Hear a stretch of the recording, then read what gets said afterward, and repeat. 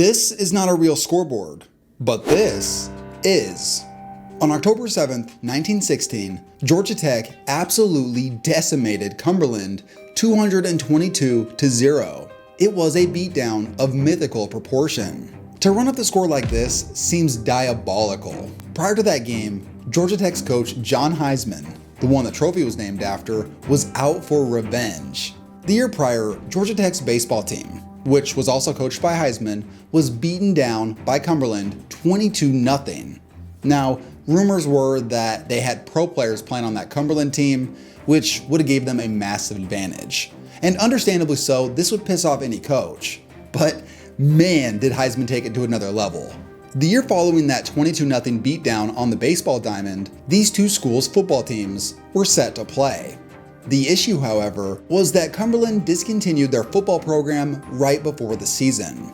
Well, Mr. Heisman was not going to let that slide. Heisman offered to pay Cumberland $500 and all their travel expenses to come to Atlanta. But if they refused to fulfill their obligations to play the game, Heisman was going to threaten legal action. There must have been some sort of scheduling rule at the time that dealt with this. So basically Cumberland, who no longer had an organized football team, sent off a group of frat boys and law students to go play Georgia Tech, who was one of the top college football teams in the country at the time. After one quarter, Tech led 63-0. They were scoring at will, while Cumberland consistently turned the ball over. A possession that ended in a 3-and-out with a punt was considered a success. At halftime, the score was 126-0, and according to Cumberland historian Frank Burns, Heisman told this to his team at halftime, quote, "We're ahead, but you just can't tell what those Cumberland players have up their sleeves.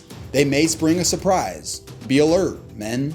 Beyond revenge, there might have been another factor as to why Heisman was doing this. At the time, sports writers tended to value winning margin, and writers were the one who decided the quote-unquote mythical national champion, and Heisman hated this fact. So perhaps he was using this game to make a point, as well as getting revenge on Cumberland. Now, because of how bad the beatdown was by halftime, both teams agreed to lower the quarter lengths for the second half, but just barely. And like a psychopathic older brother, Tech put up another 54 points in the third and 42 in the fourth. The final score arrived at 222-0, which feels like it was the plan all along, considering the baseball score the year prior. The yardage disparity was absolutely ridiculous. Cumberland had 15 turnovers, while Tech had 0, of course, and 32 rushing touchdowns. Oddly enough, there wasn't a single first down in that game. Tech on every set of downs scored, while Cumberland did not get one first down because they couldn't move the ball. In fact, sports writer Grantland Rice wrote the following, quote, "Cumberland's greatest individual play of the game occurred when fullback Allen circled right end for a 6-yard loss." Now, there have been some crazy blowouts in the history of college football, but nothing even comes close to this game. It was so legendary that there's a book written about it, and also the YouTuber John Boyce made a video years back about it, which goes more into depth and is worth checking out. For the sake of this video, let's check out some other unbreakable college football records. In 1939, Texas Tech played Centenary College in a game dubbed one of the weirdest games in NCAA history. Due to horrific weather conditions, both teams failed to advance the ball, running or passing, which led them to punting. And punting a lot. At the end of the contest, the final score tallied a total of 0 points, while both teams combined for 77 punts. 77 punts! That's closer to Australian football than to American football. At one point, the teams punted 22 plays in a row. Perhaps even more than the first game I mentioned. You gotta wonder why they didn't call this game. I mean, it probably should have been canceled if the weather was that bad, and by halftime you'd think they would have just agreed to call it a wash. Anyways, this game had more NCAA single game records set in it than any other game in NCAA history, all of which still remain unbroken to this day. Here's another weird game. Back in 1944, NC State could not move the ball if their life depended on it. They failed to get a single first down and only amounted to just 10 offensive yards, while Virginia amassed 200 yards. Despite this, NC State won the game 13-0, making this the fewest yards gained by a winning team. How is this possible? Well, Virginia failed to convert on any of their drives. Plus, they fumbled the ball 8 times, 2 of which NC State recovered in the end zone. I think Iowa at some point saw this game, whether it was a video or just reading about it, and they felt inspired and built their whole identity around it. In almost any other circumstance, a team that struggles this much offensively is gonna lose. And that's just what Penn State's defense did to opponents in 1947. That year, Penn State allowed just 153 rushing yards for the entire season, including holding Syracuse to minus 107 rushing yards. The Nittany Lions only gave up 4 points a game that season. Too bad they couldn't beat SMU in the Cotton Bowl. Similarly, Duke in 1938 and Tennessee in 1939 didn't give up a single point the entire season. That was until their bowl games. Both Tennessee and Duke played USC in the Rose Bowl, and their seasons ended on not only giving up the first points of the season, but also a loss. According to my research, I could only find one team who didn't give up a single point all season, and that was Michigan in 1901. This team was insane. They averaged 50 points a game, and they didn't give up a single point. Then in the first ever Rose Bowl, which wasn't called that at the time, but it eventually became the Rose Bowl, they played Stanford, and the game was so bad that Stanford's captain asked if they could quit the contest in the fourth quarter. It was so brutal that the Rose Bowl committee who sanctioned that game decided not to have another one for almost 2 decades. Michigan had an even more dominant winning margin the following season, but unfortunately their defense fell off, as they gave up 12 total points all season, and 6 the season after that. From 1901 to 1904, they didn't lose a single game in those 44 games, and only gave up 40 total points. Now obviously this is a completely different era, and almost unrecognizable compared to today, considering the first forward pass hadn't even been made. And also, I'm not sure how tough these opponents were. I don't think Kalamazoo, Physicians and Surgeons, and American Medical ever developed into any sort of powerhouse. What a weird time in football history. Continuing on the theme of dominant teams, Georgia recently went on a 29-game win streak, which in today's day and age, especially in the SEC, is pretty insane. And what's crazy is that's not even close to the greatest streak in college football history. Back in the 50s, Oklahoma rattled off 47 straight victories, which somehow only won them 2 national titles. The closest any team has gotten to that streak was Miami in the early 2000s, when they won 34 in a row. Because of the difference in eras, you could make a case that what Miami pulled off was more impressive. That 01 Miami team is considered by many as the greatest college football team of all time. Alright, so I got this helmet here, which is signed by a bunch of the members of the 01 Miami Hurricanes team. And once you start reading the names that this team had, you begin to understand why they were so dominant. I'm hurt, dog!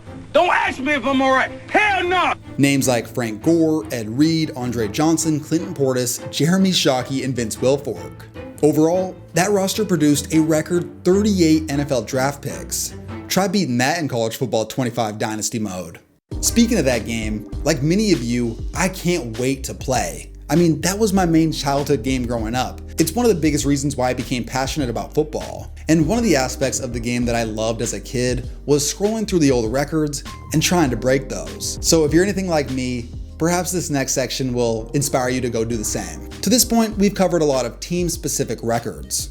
Let's transition to individuals. I'll give you the career, single season, single game, and single quarter records that stood out to me. The most career passing yards by any player was set by Case Keenum, with 19,217 passing yards. That's over 2,000 yards ahead of second place. This will probably never be broken, considering the time period we live in, with transferring and going to the NFL early and all that. For a defensive record, in 1988, Alabama's Derek Thomas piled up 27 sacks. Only 3 players have even broken 18 since 2000. And Thomas only played in 11 games. So at the very least, that sacks per game number seems untouchable. What's also wild about Derek Thomas was 2 years later, in the NFL, he set the all-time record for sacks in a game with 7. Rest in peace to one of the GOATs of the game. For the single season records, the craziest one to me goes to Barry Sanders and his absurd 273.4 yards from scrimmage per game. That included 4 games with over 300 total yards. That's a feat no other running back has ever eclipsed in their entire career, and Barry did it in just 10 games. Now, this next stat I admit is a little obscure, but I think it's worth mentioning, and it's another Barry Sanders record. So, I don't know if any of you knew this, but Barry had a brother who also played at the same time as him. His brother's name was Byron, and these two together in 1988 set the record for the most rushing yards gained by two brothers in the same season. Barry obviously carried most of the load, as he had 2,600 yards, while his brother Byron at Northwestern had about 1,000. The likelihood that this record will fall is extremely unlikely. For the single game records, how about a 99-yard punt? Honestly, this is probably the only technically unbreakable record in this video, as you only can tie that mark. Johnny Jackson had 3 pick sixes in a game back in 1987. On the flip side, the worst single game record individually goes to John Reeves, who versus Auburn in 1969 threw 9 interceptions. At some point you'd think the coach would try somebody else. I mean, come on. But maybe the backups were much worse. Who knows? Here's another crazy one. Nate Burleson, back in the early 2000s versus San Jose State, had over 300 receiving yards. And crazy enough, no touchdowns. How is this possible? His 2001 game log is just bizarre as a whole. He only had 2 touchdowns all season, and that huge game that he had was nearly half his total season yards. The week before, he had 0 catches, and the week after, just 4 for 23 yards. Of course, I can't forget to talk about the most productive college football game of all time, a 2016 matchup between Texas Tech and Oklahoma. This was a showdown for the ages between Baker Mayfield and Patrick Mahomes. These two teams combined for over 1,700 yards. Just a little bit different than that first Texas Tech game I mentioned. Not only was the performance of these two quarterbacks incredible, but the added drama of Baker playing against his former team only added to the legend. Now, Mahomes in that game set the NCAA record with over 800 total yards, which is only possible in the Big 12. But an even crazier performance happened decades prior in a game between Houston and SMU. In the first quarter of that game, Andre Ware, Houston's quarterback, threw for 340 yards and 5 touchdowns. This put him on pace for over 1,300 yards. Ware would accumulate a total of 519 yards in the first half before his coach was like, "Alright, let's chill out on this one." And he sat Ware for the second half. They still went on to win that game 95-21. That's a 74-point disparity. An absolute massacre.